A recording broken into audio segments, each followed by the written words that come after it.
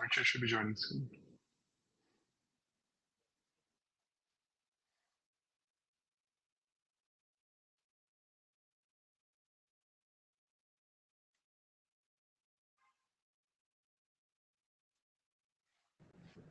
Hello. I guess the slide should be preloaded, yeah? I think you can just go ahead and share. Cool. I can wait to do that if you want to wait for folks. Yeah, let's give it a few minutes and get folks rolling in, including my co-chair. Co-chair is here. Hey.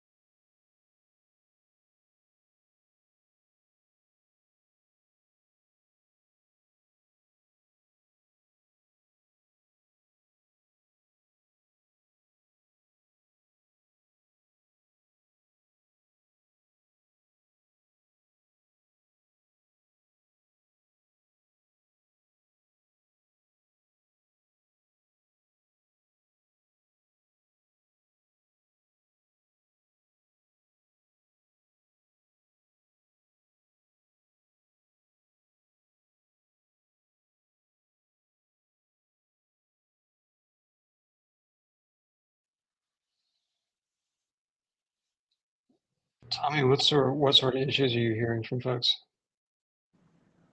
Oh, John was saying he had trouble, but he's in now, so it's good. Oh, okay, great.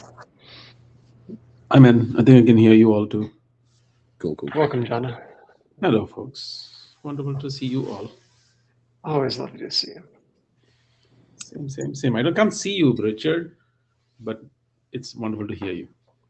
Oh, I thought I was transmitting video. Yeah, I see you, Richard. Jana, we don't see you, actually. Oh, that's hilarious. This is a multi-party problem, isn't it? I'm getting a publishing error occurred. Unable to reach me. And I think we just lost audio from you, Jana.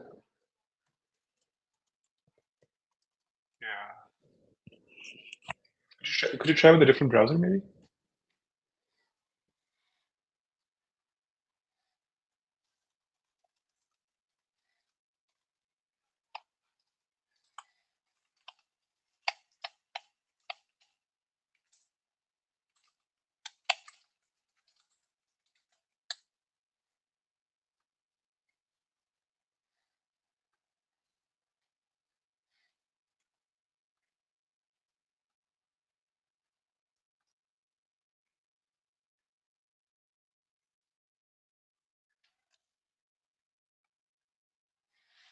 Okay. Should we give Jana maybe just 1 minute to reconnect and then start? That sounds good to Yeah, me. that works for me. Yeah.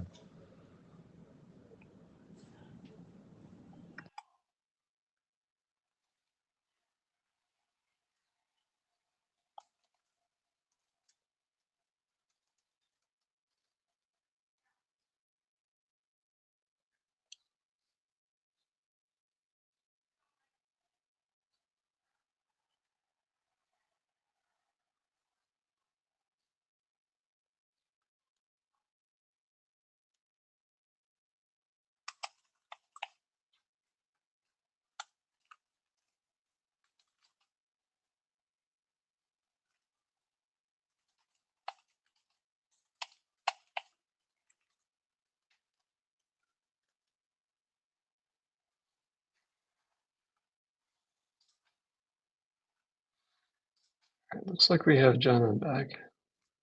Hopefully he can hear us.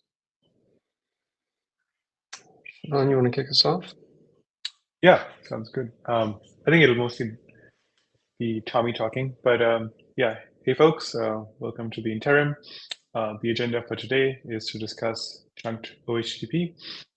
Tommy will be presenting, and then the idea is to, I guess, just see if there's interest to potentially adopt down the line, and then we can see whether we want to hold a session at the next IETF and take it from there. Because last time we had some hesitation about whether this is the right work to pick up, so just wanted to make sure that folks were on board with it. And yeah, Tommy, do you want to present? Sure, will do. Okay, let me asking to share slides.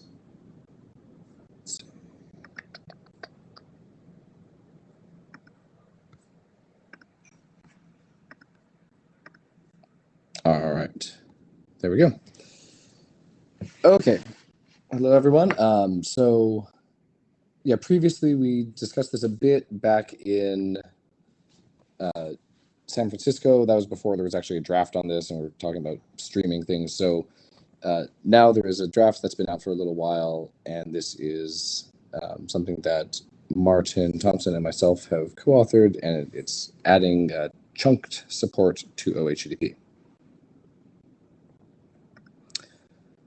All right, so I think the main larger question here for the group is, are we done with OHTTP, or is there a bit of last work we should do before we close the working group? And I think the chunked aspect is the main question here. And so overall, like, we published RFC 9458 for the main Oblivious HTTP, which is fantastic. So good job, everyone, authors and working group, for getting that reviewed and out the door. But there's, like, when you're looking at the functionality there is one gap that kind of stands out, looking at what is supported at the different layers that have been built for or that are used by OHTTP. So normally, OHTTP is using just complete messages, so it requires a complete request to be read in one go and a complete response to be read in one go. And that lines up very well with the surface that binary HTTP exposes for known length messages. And of course, HPKE under the covers can support one-shot full messages, so that works fine. But HPKE does support having multiple messages within a single context, and part of the design of binary HTTP was to have the ability to have an indeterminate message. And while binary HTTP can be used for other applications other than OHTTP, I'm not aware of it really being used for any others yet. The indeterminate mode was meant to handle cases where you have multiple pieces of a message, to be able to handle things like HTTP 100 responses. But with the current definition of OHTTP, without the ability to send in multiple chunks, those are impossible to use. And so we have these modes of binary HTTP that are built and around, but we can't meaningfully exercise, and they're functionalities of just a normal HTTP request and response that we cannot do. So the thing that would fill in this gap, if we want to do it, is chunked OHTTP. And so very simply, this allows encrypting and decrypting the request and response messages in separate chunks, as opposed to requiring that they are encrypted and decrypted all as one. So this allows you to use indeterminate mode. It requires that you use it. It takes advantage of the support for multiple messages at the HPKE layer. But I do want to emphasize, like, this is still a single HTTP request and response transaction. It's not really changing the content of that exchange. It's just allowing it to be handled in discrete chunks, so it's not all in one go. All right, so I think the main question here is the use cases.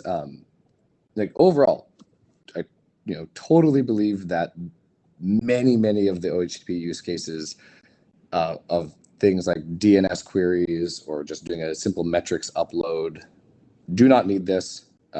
What they have is great. And so the chunked is for a more limited set of use cases. I think it's very, very appropriate that it's something that we left until now, but I think there are some legitimate use cases here. So let's just walk through those. All right. So first, you can have cases of like database queries, database lookups that are fetching things that are potentially very large responses, but the client doesn't know when it's doing this query.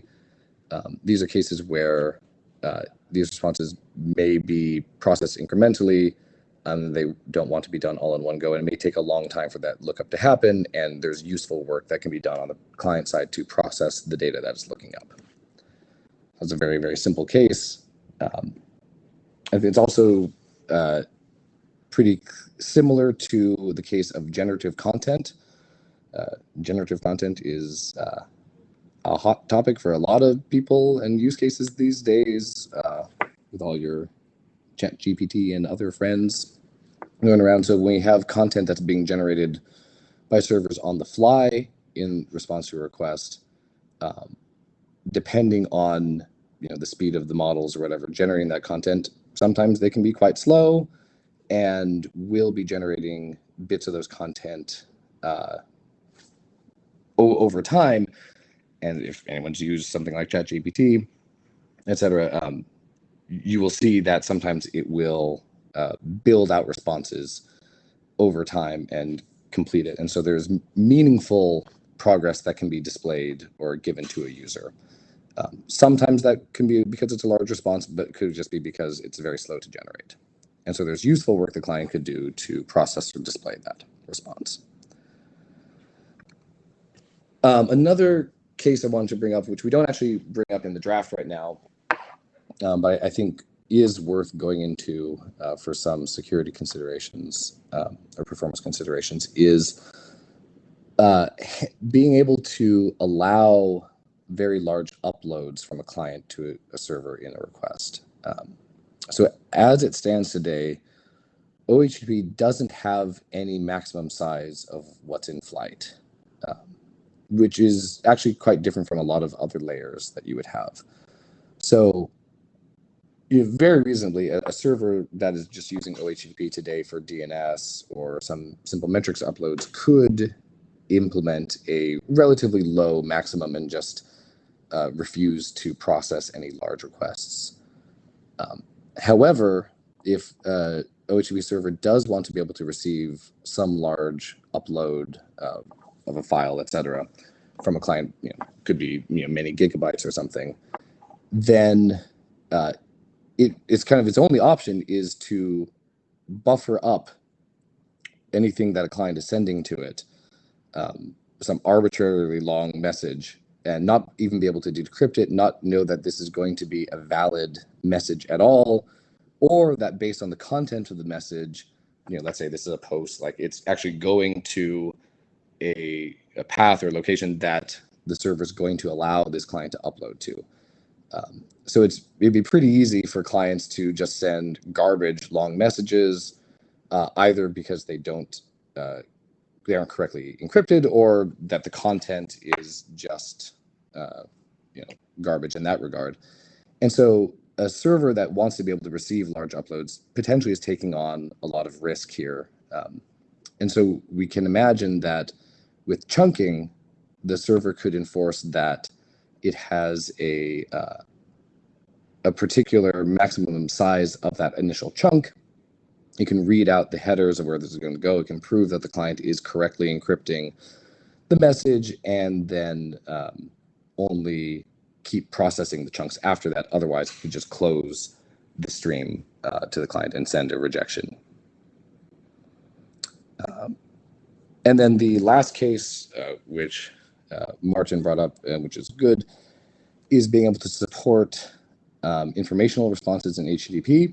So HTTP does have a feature of like a 100 continue, where the client can say, I expect to get a continue response from the server before I will move on and send the rest of my request. This is not something that would today be possible with OHTTP unless you're able to do chunking. I will point out that this use case is a little bit different from the others because it does involve back and forth. That's inherently part of that exchange. The other ones are still just a request in one direction and a response in the other direction that are not related. It's not a bidirectional streaming case. This one, you would have an initial request, a response that could be 100 continue, and then, hello, I have balloons apparently, followed by the rest of the request actually coming up. And so we'll go into the details, but that does change some of the assumptions you would have about privacy of server observability of latency to the client. All right. So those are the use cases. And I want to take a quick, I guess maybe before we move on, are there any clarifying questions on those use cases, or just like how they would be used or why they would have an advantage from using chunking?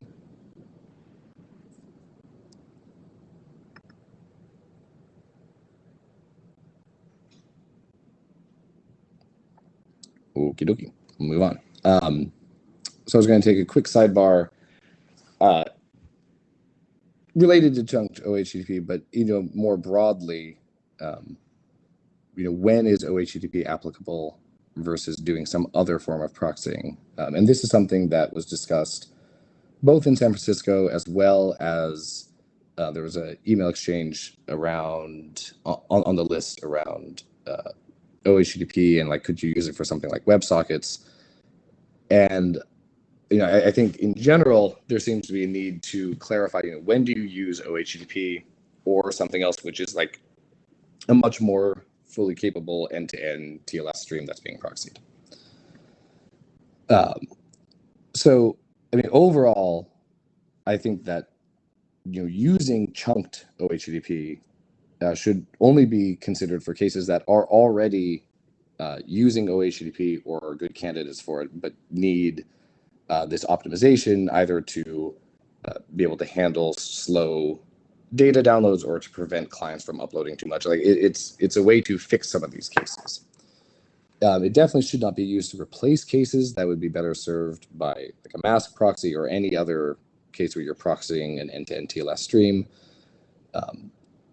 And I think there are pros and cons for functionality, for privacy, for security that apply in general to OHTTP as compared to something like a mask proxy or a forward connect proxy. Totally separately from whether or not you use chunks. So the chunking aspect is really just extra modulation on top of already using OHTTP. So this is not fully comprehensive, but trying to capture some of the things that have been discussed on list or previously or we've gone into in the document. When we compare OHTTP to like a proxied end-to-end TLS stream or mask, one clear difference is that for OHTTP, you do need a cooperating or modified server that is explicitly an OHTTP gateway, whereas mask proxies or just a connect proxy can talk to any arbitrary server. So that's just like a basic functionality difference.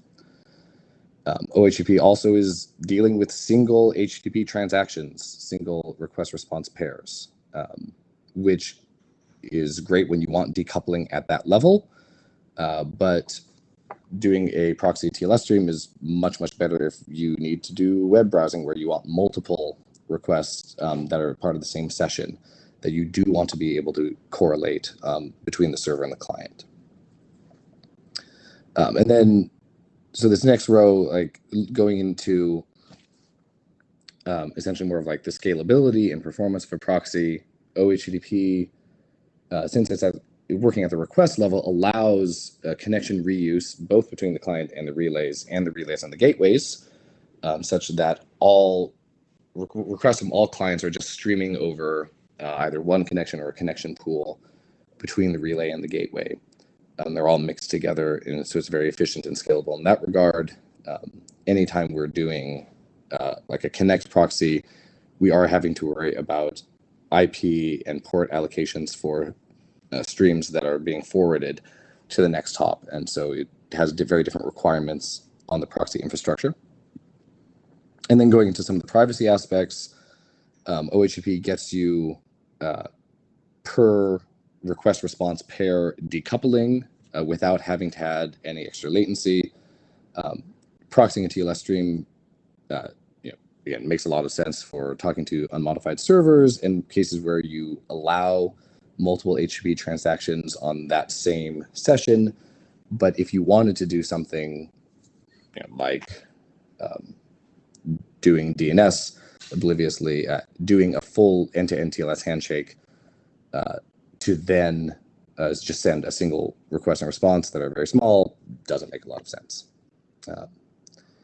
Another privacy benefit that we get from OHTTP is that on any given request response pair, the gateway, so the server, is unable to measure the latency from the client, right? So it gets a request in, it doesn't necessarily know when that request was sent, modulo what the client adds as a date header if it's using that feature or not.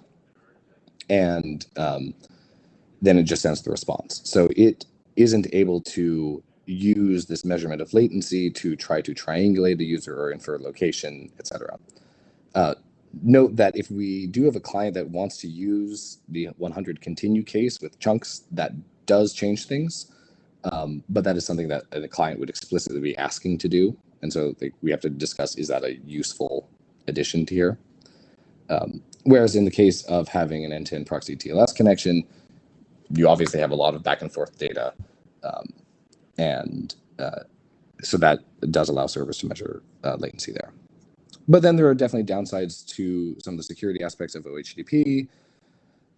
It doesn't inherently have replay protection, and until the OHTTP public keys are rotated, you don't have PFS, whereas of course TLS does have that inherently. So it does make it certain types of traffic are not things that you would want to use with OHTTP, and that's already the case. So, don't use OHTTP when you need back and forth streaming of data. Don't use it for cases where your startup latency of the handshake is going to get drowned out because you have a longer lived session with many different things going on. Don't do it if the replaying of the request is going to be a dangerous thing to do. But for cases where you really care about decoupling individual HTTP transactions, or cases where you don't want the servers to be able to measure the latency to the client, and cases where you have many requests from potentially many clients all being jumbled together in one proxy, and you want to be able to scale up that proxy easily, those are pretty good cases for OHTTP, and that's what we've seen so far drive the adoption there. All right.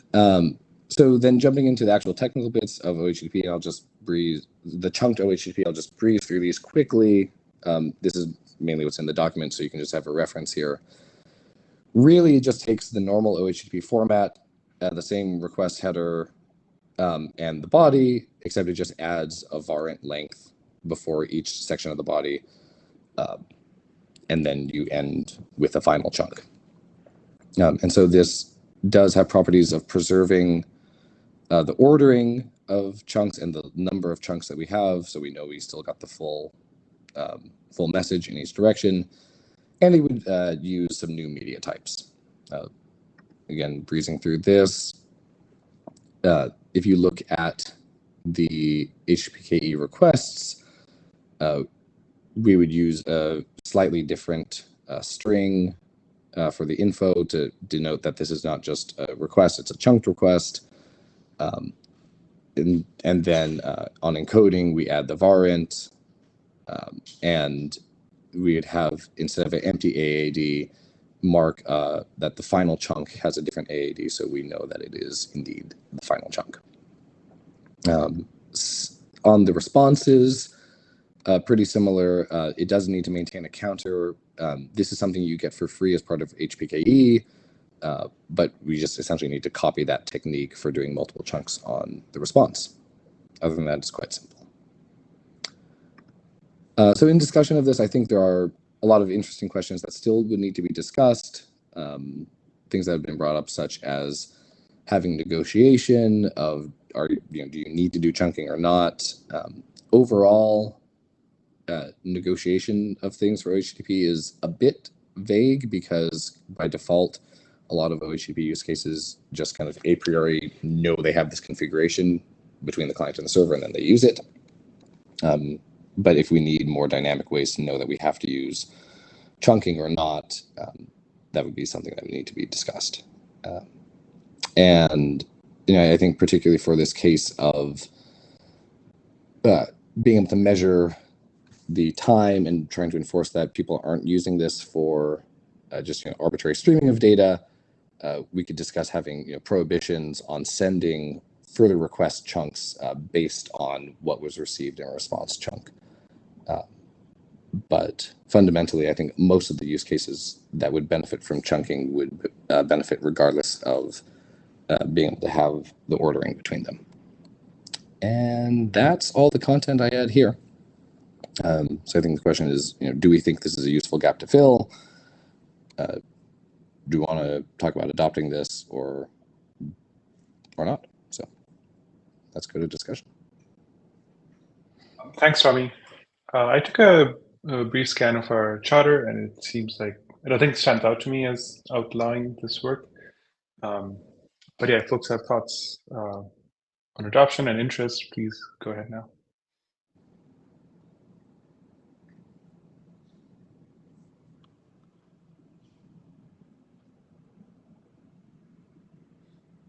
Go ahead, Watson. Watson Ladd, Akamai. I think we should adopt. I think this proposal makes a lot of sense to sort of add in the capability which we already have in HTTP, and I don't think it overlaps too much with MASC. All right. Ecker. Yeah, I can't say I really agree with that. And the fundamental design principle of HTTP is to adopt an inferior security posture and an inferior flexibility to TLS, but in order to permit better performance on single shot applications like DNS, right? And the majority of the use cases you propose are ones which really are not that kind of single shot thing and really do not have tight latency requirements. But in fact, you're like, oh no, we're trickling out like these tokens from the server over like seconds at a time. And so like having to suck up like half a round trip in order to do like the TLS handshake is not a meaningful problem in that case. And so like I think when you cut out all the use cases that actually do not have this performance property and do not in fact benefit from this configuration property, you're left with very little. And so I guess like I think when you look back at that, I don't think it's very, very persuasive, like something to do. You're getting a substantial amount of complexity, and you're trying to rebuild basic streaming protocol on top of HTTP in kind of like a goofy way. I think I said this basically the same. It said the same thing in San Francisco, but now that I see use cases in detail, I think that's even more true. So like I find like the 100 one like vaguely compelling. But like the token one, or like I'm streaming up like megabytes of data, like and you don't want to accept that, like you mask. That's what mask is for. So, I mean, I do. So, I mean, right? You're saying, just use for those cases. If we want decoupled transactions, just burn a new connection for every HTTP request. Yeah. Yeah, I mean, given that you're doing seconds and seconds of latency, like upload the whole thing. Like I mean, either you are like uploading megabytes over seconds, or you're not. And if you are not, then put it on one block. And if you are, then like just use a connection. So I think there are a couple reasons why I think this is still very useful. So one, for these cases, let's say it's the database, it's the generative content, it's the upload or whatever. There are going to be a number of cases where sometimes, and hopefully oftentimes, this is a very fast transaction. So certainly, like if I'm accessing some type of database or doing generative content, there are reasons I want to decouple my transactions, right? And in many of them, they would be done in a single flight, and occasionally it would have this spillover into, okay, now it's taking a while to generate the next token, etc.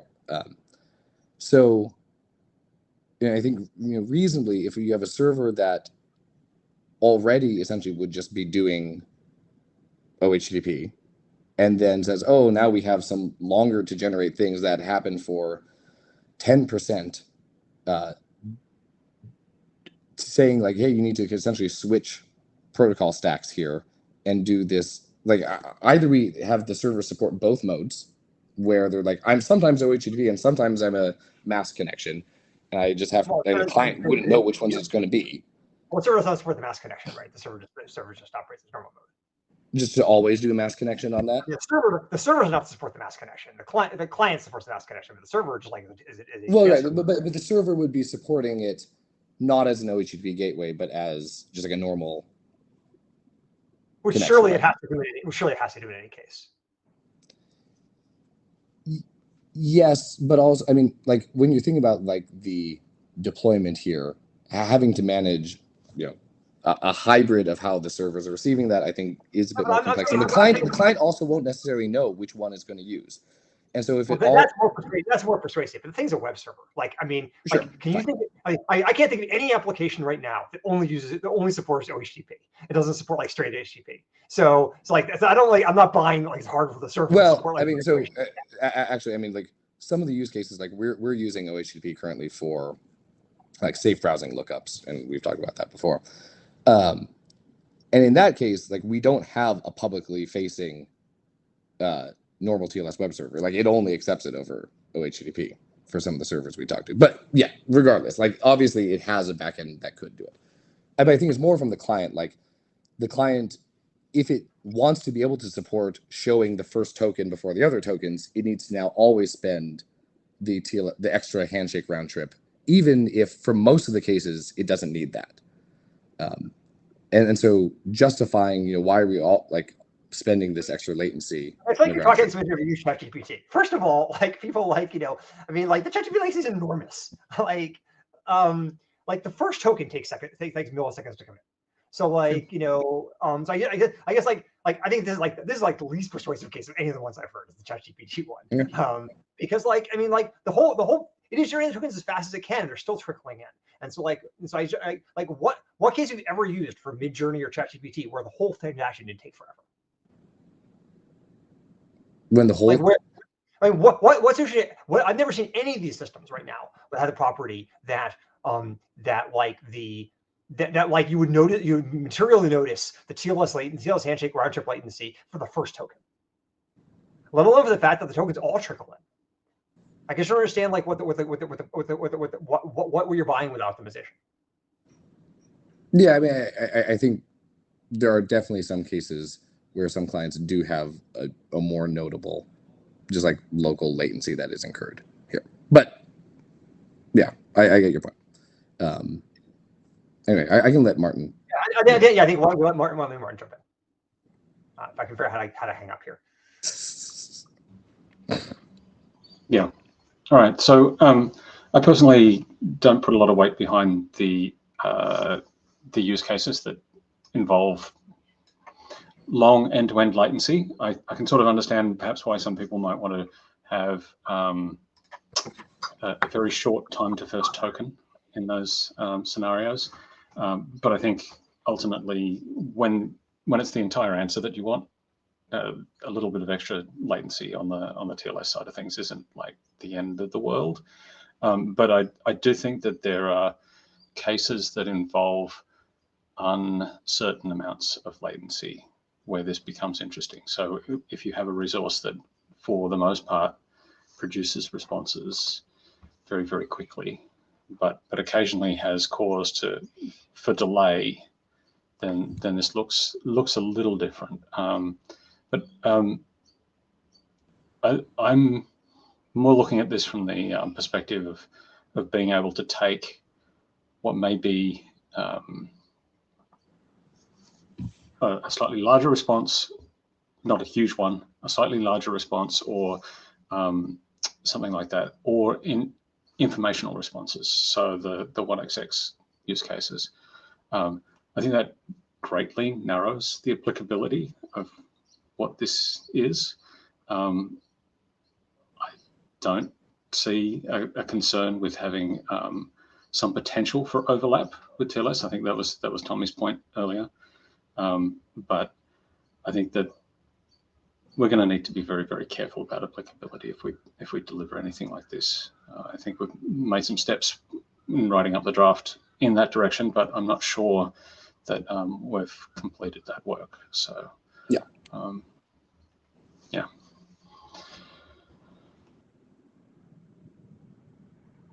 Jana? Trying to get in there. Hi. So I'm kind of new to the conversation here. So apologies if I'm gonna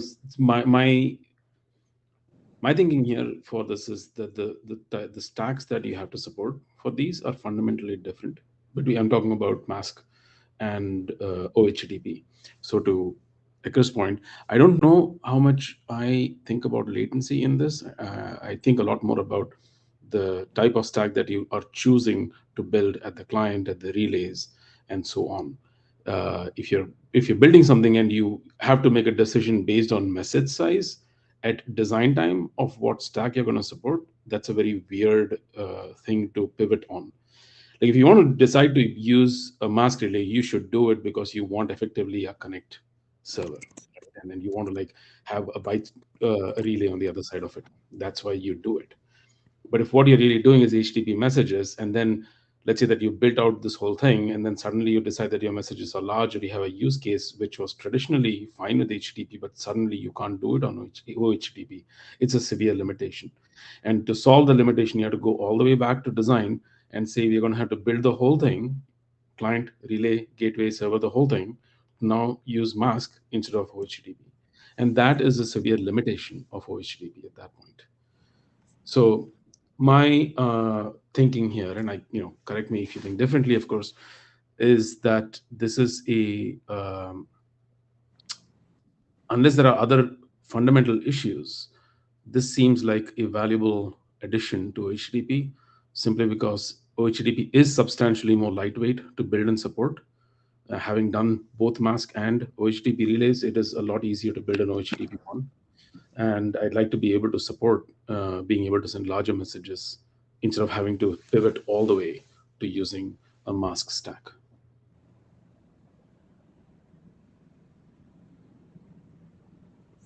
Cool. Thank you. Yeah, I agree.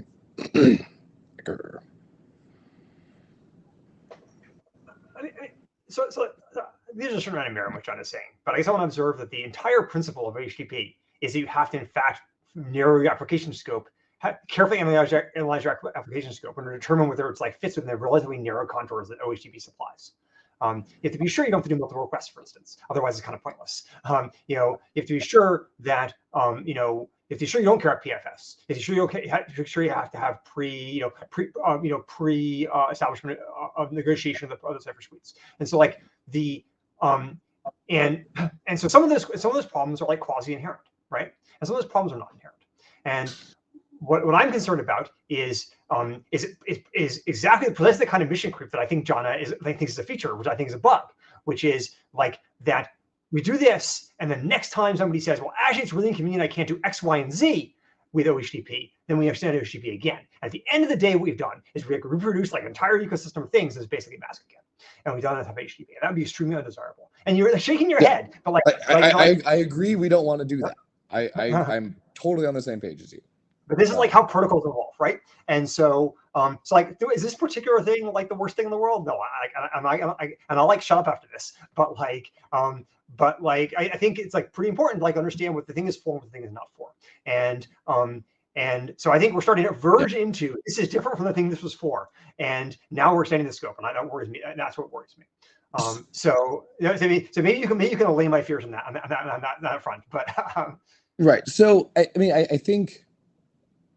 And we can debate this and disagree on this, but like going back to like this, the chunking support actually, was at some point, a PR in the main draft, and like to a large degree, like a number of the bits that were built below this, kind of inherently were like, yeah, we're expecting to have multiple chunks of messages, we're expecting to be able to support HTTP 100, etc. And I think at that point, you kind of complete the box and you say it's done, and we don't add other things to make it more like a TLS streaming. You just say, yeah, you're able to do incremental processing. I mean, 100 is kind of like actually, 100 is actually starting to like pretty much move in that direction, right? Anything understood. But again, like having a case where the client again is like sending data that may be small but then occasionally is big, and the server wants to say, I don't want to have to buffer this whole thing before I respond to you. Like I agree. Saying we need to switch stacks for that is a big change. I agree it's undesirable, but I observe this is not the web, and so this system is a little more like constrained than the web would be, right? And this shouldn't be the web. Like, you're not going to be able to write a web browser over OHTTP. But I'm saying it was something different, which is like that you like control the client, and so like you're not subject to like whatever whims like the web browser has about like what protocol it uses, right? Absolutely. Yeah, I mean, I guess I don't frankly find like this argument you're offering about like validating the data as persuasive as you might like. I think your theory is like that the attacker is like intentionally trying to send you data, which is like bogus, and and like, but it's being hidden under but as a consequence, you're like only able to look at it at the very end, right? Like there's a number I get, like, first of all, like you actually can incrementally decrypt it, you just can't validate the checksum, right? So you can see if it like is transparently bogus. And second, like nothing stops the attacker from like, producing something which is bogus would fine for the last byte, and the last byte is garbage, and like, and they can do exactly the same thing with the thing you're talking about, where the checksums on bytes 1 through 1,000,000 look great, and the last thing has a bogus checksum. And so if what you're saying is like that I barf on a bad authentication tag, then this doesn't help at all. And if what you're saying is I barf on bad content, is I'm checking out the content incrementally, then just incrementally decrypt and ignore the authentication tag. So like, I don't really think this actually does what you think it does. But again, like, I'm not gonna lie on the road, but like, I think what it does do, I believe, like it allows, if I send one chunk that includes my headers and maybe some initial data, the server, upon reading that, if it doesn't like your request, could immediately send a response chunk of like 500 or 400 or whatever, which they could not do otherwise. Otherwise, in order to send the response, you would need to just abort the stream, right? I guess I don't. Is that true? Why is that true? I need to double check. Right? I believe. I mean, because you don't have the data to produce the return key. Do you need the entire message before you can generate the return key? I don't know the protocol as well. No, you don't need the entire message before you could generate a response. I understand you're not supposed to respect into AED until you have the authentication tag, but like you actually can't. It's not possible. Anyway, again, like I don't let it make or break. So again, I see John's in the queue. I said what I meant to say. So like, if people want to do this, like I'll vote no, but I'm not gonna filibuster. Okay.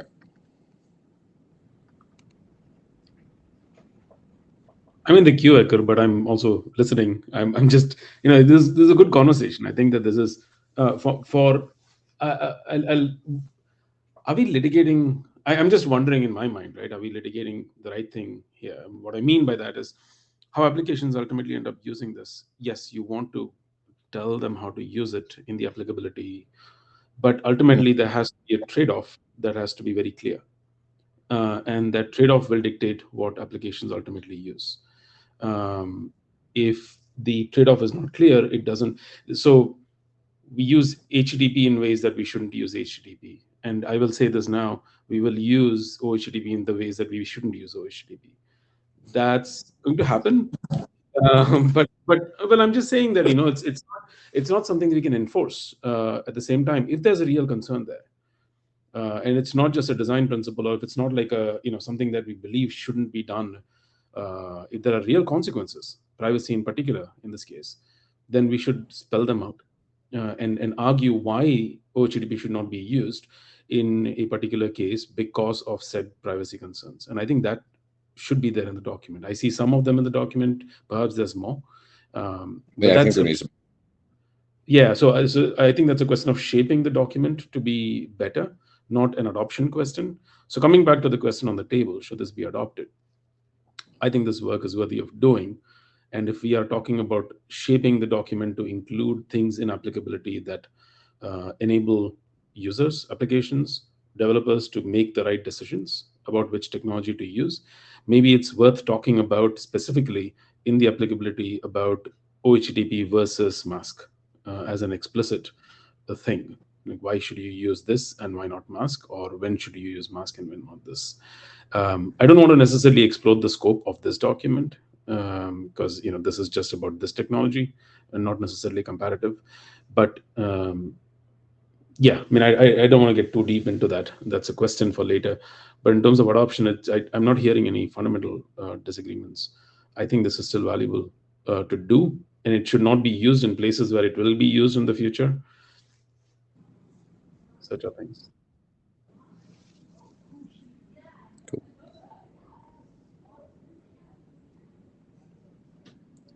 You're saying you fundamentally disagree.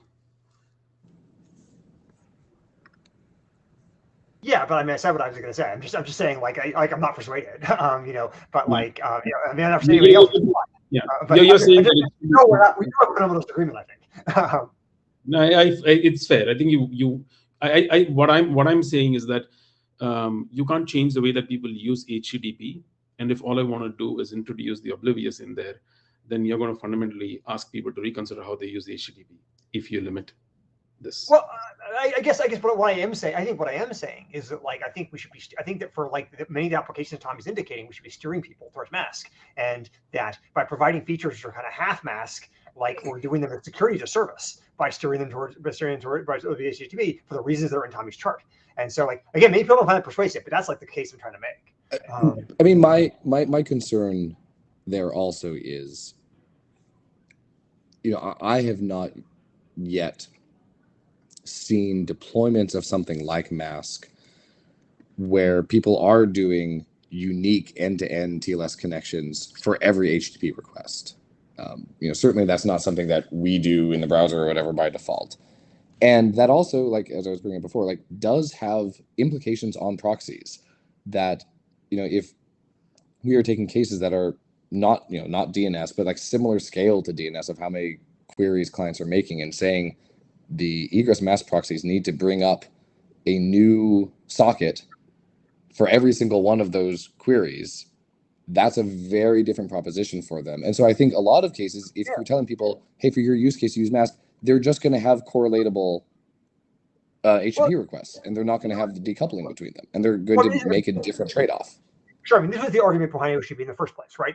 Which I kind of agree with. I guess what I'm saying is that I think that argument should fall apart when you have things that have high latency or long running or a lot of data back and forth, when the coarse overhead mask is much lower. And so I think if you're going to write an applicability statement, what you're saying is that this is mostly applicable for things that actually are relatively small, but and do not involve and where the overhead of doing the mask setup is actually substantial. But I mean, I think, I agree with you. When you say back and forth and long-lived sessions, yes, 100% do that on Mask. But even if it is a case of, I don't know, let's take the generative content or any of these cases where I think there is benefit in having decoupling between these. 100%. If we are doing the normal OHTTP where we only get anything of the response back, yes, maybe even if you say that I'm gonna have to wait a long time to get all the content back, and it's not useful until then, even having the indications of, am I even gonna get a 200 OK back from the server? Is it even there, or am I just showing it endless spinners? Just getting something back of something's happening is useful. And for cases like that where people are trying to build applications, if we're going to end up pushing them because they have this case to proxy TLS session, they're going to end up most likely with more correlation between the requests, because that's just how these proxies are built. Maybe so. Yeah. I'm not persuaded. Yeah. I suggest I mean, is this scheduled for an hour? I suggest I think. I think we should just have a show of hands. And the chairs take a hum, which will. Yeah, just take a hum. And we go through it, right? If I could, Shivan, I want to add just one point, and this is not directly in response, but I want to reiterate that we, from an implementation or deployment standpoint, there is a significant difference in the universes between Mask and OHTTP. And it's not just as simple as saying we'll switch one out for the other. I think from a protocol perspective and from the value that the user gets, yes, it is correct that they are the same value ultimately.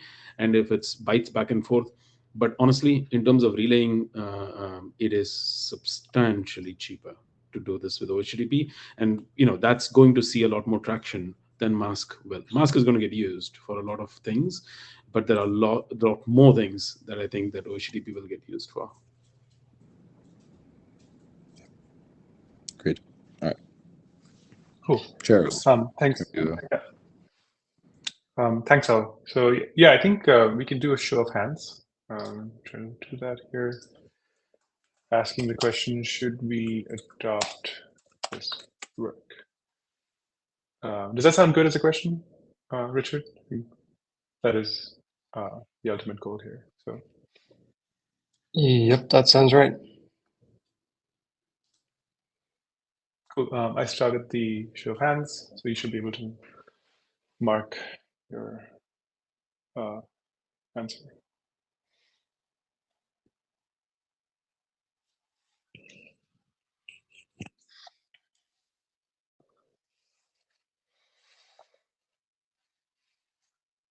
All right. I'm guessing the 4 people not voting right now are 2 chairs, 1 area director. 180. Maybe, Mhm.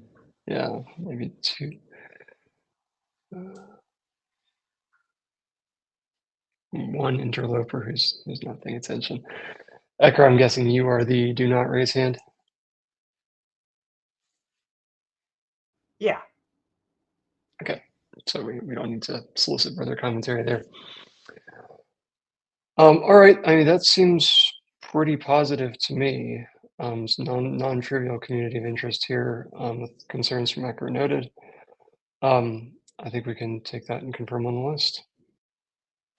Yeah, that sounds good to me. I guess depending on how the call goes, we can see if we want to have a session at 119. And Tommy and Martin, you can let us know if you want to add something to the agenda. Anything else to talk about? If not, thanks all. Thanks, Tommy. Thanks, Martin. Thanks, everyone. See you later. Bye. Thank you.